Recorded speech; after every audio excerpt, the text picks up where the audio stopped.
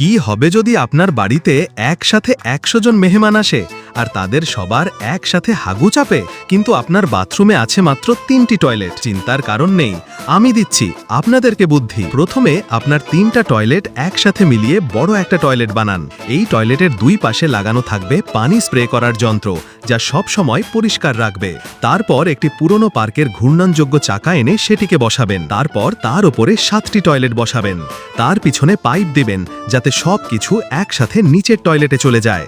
যেহেতু প্রতিবার মুছা ঝামেলার, তাই প্রতিটি টয়লেটের ওপরে বসাবেন স্প্রে মেশিন। শুধু পেছনটা একটু তুললেই সব পরিষ্কার হয়ে যাবে। ঘোরার সময় কেউ যাতে পড়ে না যায়, তাই চারপাশে সুরক্ষা ব্যবস্থা দিবেন। একটি দিক খোলা রাখবেন ওঠানামার জন্য। এক সাইডে দিবেন খাবারের টেবিল, চাইলে বিশ্রাম নেওয়া যায় বা হাঁকতে হাঁকতে ক্ষুধা লাগলে কিছু খাওয়াও যায়। এভাবে দ্বিতীয় তৃতীয় তলা এমনভাবে তৈরি করবেন। প্রতিটি তলায় ছোট ছোট লাইট ঝুলিয়ে দিবেন। চাইলে বাথরুমটা ডিজাইন করে সুন্দর করতে পারেন। যদি ডিজাইন লাগে কমেন্টে জানাবেন, ডিজাইন নিয়ে ভিডিও দিব। এইভাবে একসাথে 100 জন কেন, 1000 জন এলেও কোনো সমস্যা হবে না।